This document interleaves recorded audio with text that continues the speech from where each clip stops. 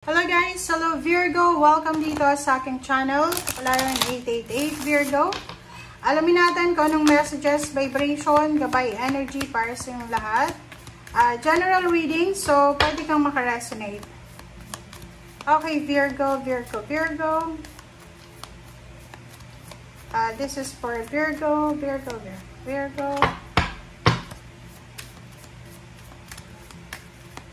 Walang lumalabas sa Virgo.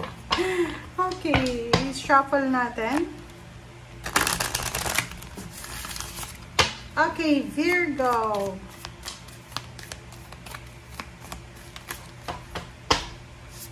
Okay, meron kang dalawang ba? Sorry, isa lang pala.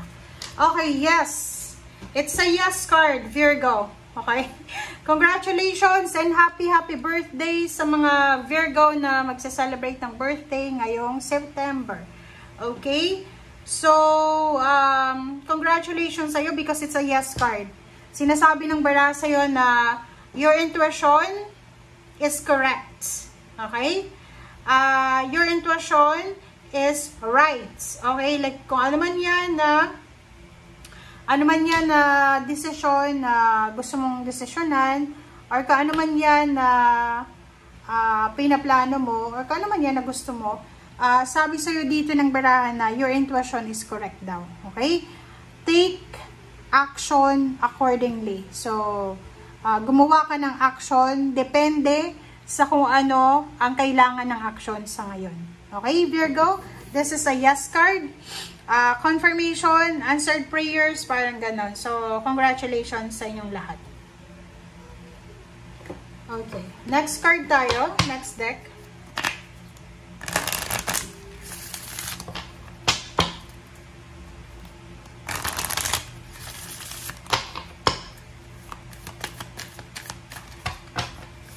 Okay. Next deck natin is receiving from angels. Wow! Virgo! Ang baraha mo ay pareho kayo ng lahat ata kayo, Earth signs, Virgo, Capricorn, and Taurus, pare-pareho yung message nyo eh. So, you will receive, yun nga, it's a yes answer from your angels and guides. You will receive blessings, you will receive abundance and prosperity, joy, stability and balance from your angels. So, tanggapin mo siya, Virgo. Congratulations. It's a yes. And this is receiving message. Ibig sabihin niya, makakatanggap ka ng financial boost, financial opening, financial blessings, emotional blessings. Aapo yung cups mo. Sobra kang magiging masaya. Sobra kang makakaramdam ng satisfaction and makakaramdam ka ng parang achievements and completion. Alright, so first card natin is 8 of Wands. So this is confirmation. 10 of Pentacles, Death card. OMG! Wow! Okay, Virgo, sa ilalim mo dito is 10 of Cups. So sinasabi ng bara sa'yo dito, Virgo, na possible na makatanggap ka ng isang sudden, immediate, napakabilis, malakidlat na balita. And this news is all about the money that you're waiting. For example, you're waiting for a lump sum of money, a payment, a payouts, like last payment, back pay, inheritance, or kung ano man siya na malaking halagang pera na ang tagal-tagal mo nang hinihintay. Or maybe salary increase, higher position, or maybe nag-a-apply ka ng trabaho, naghihintay ka na pasok ka, kumbaga makuha ka sa ina-applyan mo. And nandito yung death card, sinasabi ng death card na yan na tapos na. Tapos na yung paghihintay mo. Okay? This is transformation, this is endings. Tapos na yung paghihintay mo kasi kung ano man tong hinihintay mo na pera, kung ano man tong hinihintay mo na success or ng prosperity, abundance, eto ay parating na sa'yo. Parating na to sa'yo na pwedeng magdala sa'yo and the rest ng family mo ng success and happiness. Okay?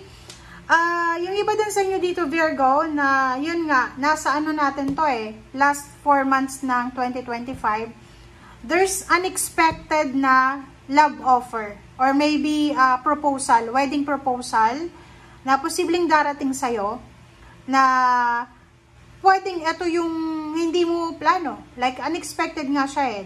Like, possible na may boyfriend, girlfriend ka, pero hindi ka pa ready para sa pagpapakasal. Kaso lang, nabuntis ka or nakabuntis ka. So, possible yon na matuloy yung kasal or may proposal ng wedding. Yung iba din sa inyo dito, maybe ngayon habang nanonood ka, single ka pa. And unexpected siya kasi sudden nga siya, mabilis. Mabilis na pangyayari na posibleng mauwi sa kasal. Sinasabi ng bara September, maybe this is your birthday celebration kasi may celebration na posibleng isa-celebrate kayo, Virgo. And this is the celebration of success. There's a celebration of happiness. There's a celebration of happy life, happy wife, happy relationship, happy family, parang ganun. Okay, thank you. And also, like may mag-asawa dito, like mag-asawa kayong Virgo, panay-away kayo, panay-gulo. And dito sa September, month ng September, posibleng ma-resolve yung mga issues nyo sa kung ano man ang pinag-aawayan nyo sa buhay.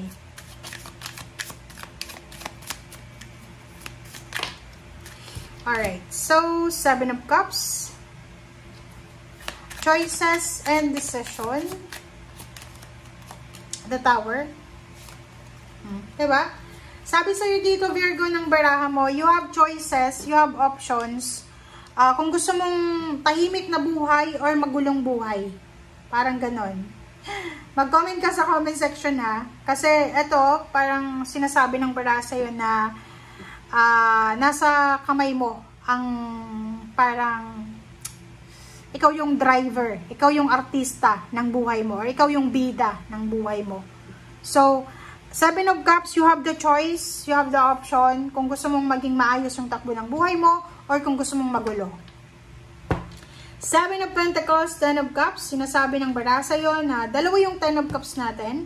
So, may Virgo dito na isang desisyon ang gagawin mo ngayong September na posibleng yung desisyon na yan na gagawin mo na yan, yan yung pinakahihintay ng lahat ng miyembro ng pamilya mo. Like for example, isa kang Virgo na marami kang opportunities and possibilities na mangibang bansa. Or marami kang pagkakataon na makapag-asawa pero hindi ka nagpaplano na mag-asawa. So, dito sa September, sinasabi na yung mga parang pinoproblema sa'yo ng pamilya mo ay mangyayari na. Na like, namumroblema sila na hindi ka makapag-asawa. Hindi pala sila dapat mamroblema kasi isang unexpected na relationship na mauuwi sa pag-aasawa or pagpapakasal. Like yung iba naman dito, about sa pagtatrabaho, maybe ang tagal mo nang unemployed, naghihintay na yung pamilya mo kung kailan ka maghahanap ng trabaho. And this month, sinasabi ng baraha na yung pinagpipray ng pamilya mo para sa iyo and sa buong angkan nyo ay posibleng mangyari na.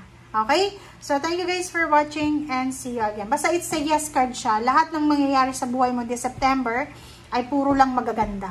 Okay? Thank you. Bye!